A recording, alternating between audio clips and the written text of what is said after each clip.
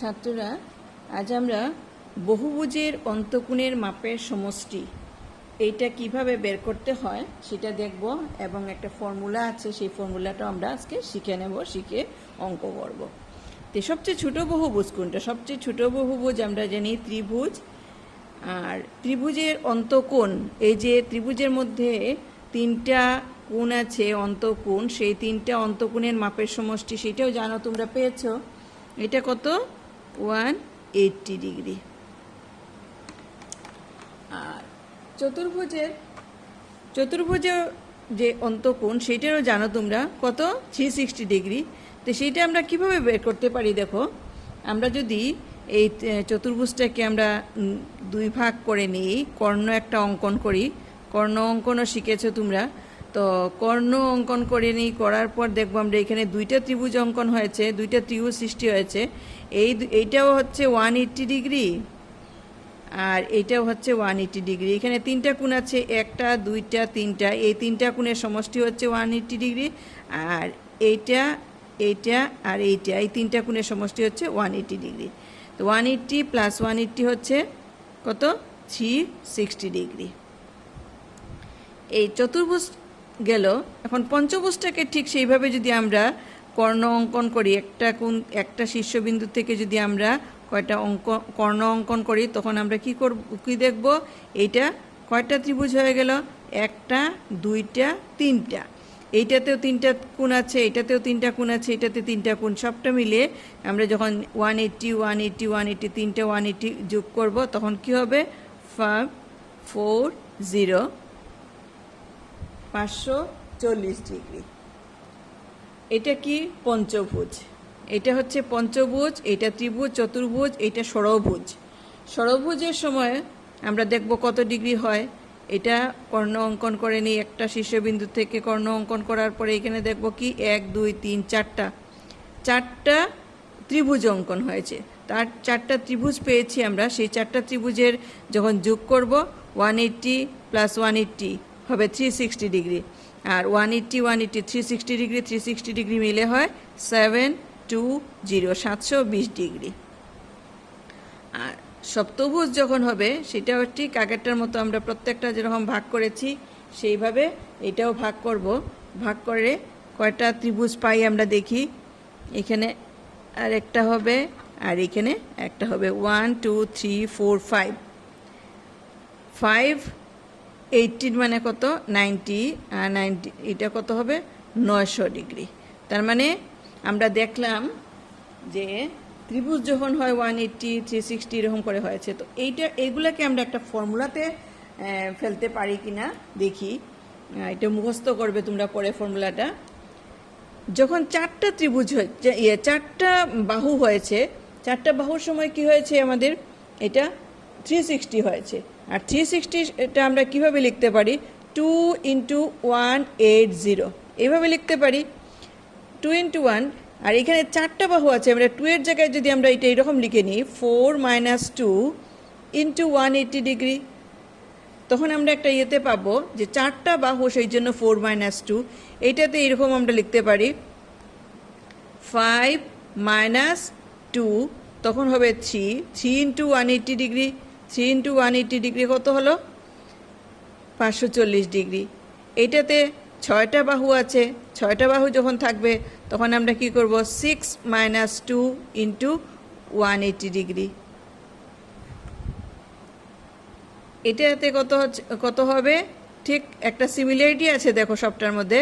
7 - 2 × 180 degree.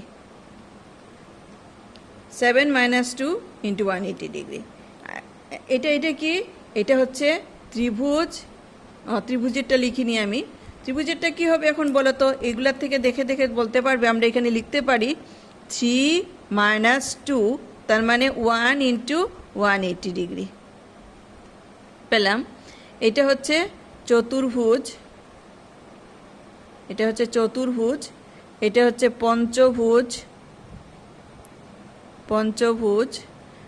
খেয়াল রাখবে পঞ্চভুজের সময় 5টা ষড়ভুজ। এটা ষড়ভুজ। এটা হচ্ছে সপ্তভুজ। এটা সপ্তভুজ। এরকম করে যখন মনে করো দশভুজ যখন বেরোলো তখন কি হবে? সপ্তভুজ, অষ্টভুজ, নবভুজ, দশভুজ এরকম হবে। তো এইগুলা হবে যখন সপ্তভুজের সময় কি আছে 7 - 2। আমরা যদি মনে করো এটা একটা আন্দাজ করতে পারবি নাকি তোমরা যে এরকম বাড়তে বাড়তে মনে করো 100টা বাহু হয়ে গেল, তখন কি হবে? শতভুজ হয়ে গেল, শতভুজ। সেই রকম এনটা বাহু যখন হবে তখন কি হবে? এন বাহু বিশিষ্ট বহুভুজ। এন বাহু বিশিষ্ট বহুভুজ যখন হবে তখন আমরা মনে করো আমরা এই যে প্রত্যেকটার মধ্যে এইখানের মধ্যে এন ইকুয়াল টু কত হলো? এন ইকুয়াল টু 3, এখানে N equal to 4, N equal to 5, N equal to 6, N equal to 7 এরকম হয়েছে। তো আমরা যখন এনতম বাহু এন যখন হবে তখন কি বের করব? দেখো মনে করো সপ্তভুজ আছে, সপ্তভুজের পরে অষ্টভুজ যখন হবে তখন কি হবে ফর্মুলাটা? অষ্টভুজের সময় কি হবে? এখন তোমরা এখান থেকে ডাইরেক্ট তোমরা বলতে পারবে 8 - 2 × 180 ডিগ্রি। এরকম করে যখন এন বাহু বিশিষ্ট বহুভুজ হবে, এন বাহু বিশিষ্ট বহুভুজ হবে তখন কি হবে? এটা n - 2 × 180 ডিগ্রি। এটা হচ্ছে জেনারেল ফর্ম বা আদর্শ রূপ। আমরা লেখার সময় এখন এই ফর্মুলাটাকে আরও ইজি করব কিভাবে? দেখো আমরা আরও ইজি করব। এই যে n - 2 × 180 হয়েছে, তো এইটাকে আমরা এইভাবেও লিখতে পারি যে n - 2 ইন্টু এই 180 জায়গায় যদি আমরা 2 × 90 ডিগ্রি লিখি, 2 × 90 ডিগ্রি লিখলে কি হবে? এটা 2 দিয়ে পূরণ দিবে, এটা হবে 2n - 2 দুগুণা 4 ব্র্যাকেট দিয়ে এটা কত হবে? Into 90 degree. বুঝা গেল নাকি? এটা ফর্মুলাটা কি হবে? বড় বড় করে আমি তোমাদেরকে লিখে দিচ্ছি। এখন তুমি বলবে ফর্মুলাটা হবে এন বাহু বিশিষ্ট বহুভুজের অন্তকোণের সমষ্টি।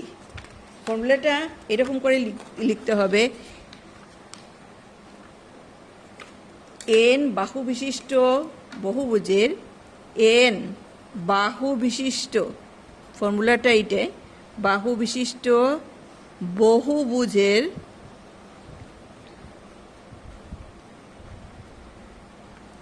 অন্তকোণের সমষ্টি। অন্তকোণের সমষ্টি কি পেলাম আমরা? সমান আমরা কি পেয়েছি? 2n - 4 ব্র্যাকেট দেবে ইন্টু 90 ডিগ্রি। এই যে এইটা হচ্ছে তোমাদের ফর্মুলা, এটা হচ্ছে তোমাদের ফর্মুলা। এটা মুখস্থ করবে, এই ফর্মুলাটা। আর আমি আরেকটা আজকে এখন একটা অঙ্ক দেখিয়ে দিয়ে দিচ্ছি।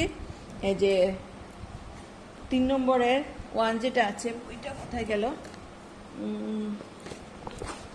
এই যে বইয়ের মধ্যে প্রথম যেটা আছে 3-এর 1 নম্বর, প্রথম দেওয়া আছে নিম্নলিখিত সুষম বহুভুজগুলি আঁকো, প্রতিটি কোণের সমষ্টি বের করো এবং বহুভুজগুলির প্রতিটি কোণের পরিমাণ নির্ণয়।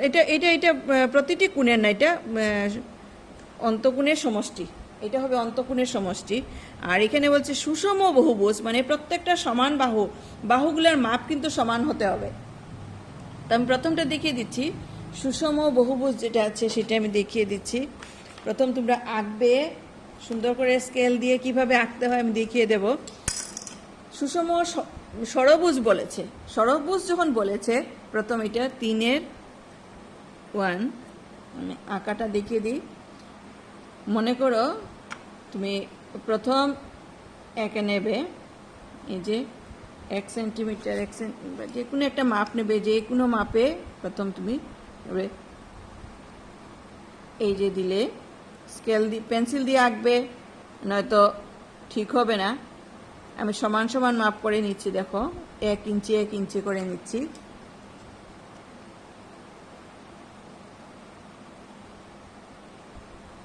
1 ইঞ্চি করে নিচ্ছি। মাপটা সমান করে আঁকবে, তখন শুদ্ধ করে আঁকতে পারবে।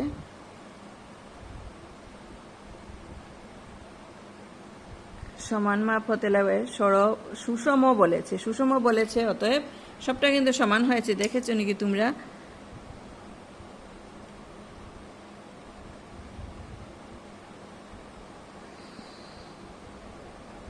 এই দেখো, সবটার মাপ আমার সমান হয়েছে। এখন নাম দিয়ে দেবে, এগুলার এক একটা নাম দেবে। মনে করো A, B, C, D, E, F। এইটা হচ্ছে তোমার সুষম ষড়ভুজ। অঙ্কন শেষ, এখন তুমি অঙ্কটা করবে। অঙ্কটা করার সময় লিখতে হবে, এখানে জায়গা হবে না, আমি আরেকটা কাগজে লিখে দিচ্ছি। এখানে লিখছে, হ্যাঁ, এখানে করে দিচ্ছি। এখানে বহুভুজের বাহু সংখ্যা কত লিখে নেবে। এখানে বহুভুজের বাহু সংখ্যা কত, যেহেতু এটা ষড়ভুজ সেই জন্য এটা বাহু সংখ্যা হবে 6। বাহু সংখ্যা মানে n = 6, এটা দেওয়া আমরা পেলাম। অতএব অন্তকোণের সমষ্টি আমরা বের করব। অন্তকোণের সমষ্টি সমান কত? ফর্মুলা আমরা জানি, 2n - 4 × 90 ডিগ্রি। এটা হচ্ছে ফর্মুলা। এখন n এর জায়গায় 6 বসিয়ে দেবে। n এর জায়গায় 6 বসালে কি হবে? 2 × 6 - 4 × 90 ডিগ্রি। তার মানে 6 দুগুণা 12, 12 থেকে 4 যখন যাবে গিয়ে তখন কত হবে? এটা 8 × 90 ডিগ্রি। তার মানে এটা কত হলো? 720। এইটা প্রথম আনসার বেরিয়ে গেল, অন্তকোণের সমষ্টি। তারপর বলেছে এটার প্রতিটি কোণের মাপ, এবং তারপরের প্রশ্ন আরেকটা প্রশ্ন সঙ্গে সঙ্গে দিয়েছে যে প্রতিটি কোণের মাপ, প্রতিটি কোণের মাপ কি হবে? এটা হচ্ছে অন্তকোণের, এই যে অন্তকোণ আছে সেইটা যদি আমরা, এটা তো সমান বলেছে, ষড়ভুজ মানে সুষম ষড়ভুজের সবটা আমরা বের করলাম। কত বেরিয়েছে? 720। মানে এই যে প্রত্যেকটা কোণ যখন যোগ করার পরে কত বেরোবে? এটা 720 ডিগ্রি। আর যেহেতু এটা সুষম সেই জন্য কোণগুলা সবটা সমান হবে। সবটা যদি সমান হয় তখন 6টা কোণ আছে, 6 দিয়ে ভাগ করে নিলে আমাদের আনসার বেরিয়ে যাবে। এটা হবে কি হবে? দেখো, প্রতিটি কোণের মাপ, এটা ফর্মুলা হচ্ছে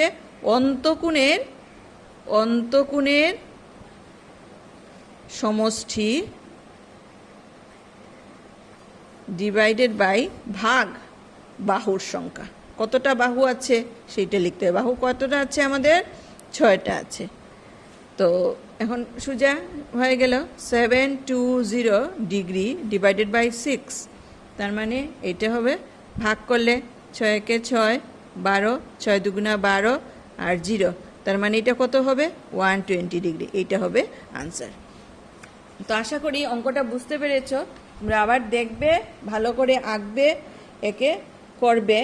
একটা দেখিয়ে দিলাম, তারপরের যে দুইটা আছে সুষম বহুভুজ, এখানে নবভুজ লেখা আছে, এটা ভুল হবে। সুষম নবভুজ দিয়েছে। নবভুজ মানে 9টা ভুজ। সুষম নবভুজ, 9টা ভুজ লিখবে। তা 12 সংখ্যক বাহু থাকা সুষম বহুভুজ, এগুলা আঁকতে হবে। তোমরা আঁকবে নিজেরা, একে তারপর অঙ্কটা করবে। ঠিক আছে? আজকে এতটুকুই থাক, নেক্সট দিন অন্যগুলা করাবো। তোমাদের হোমওয়ার্ক হচ্ছে এইটা আর এইটা, এই দুইটা তোমাদের হোমওয়ার্ক।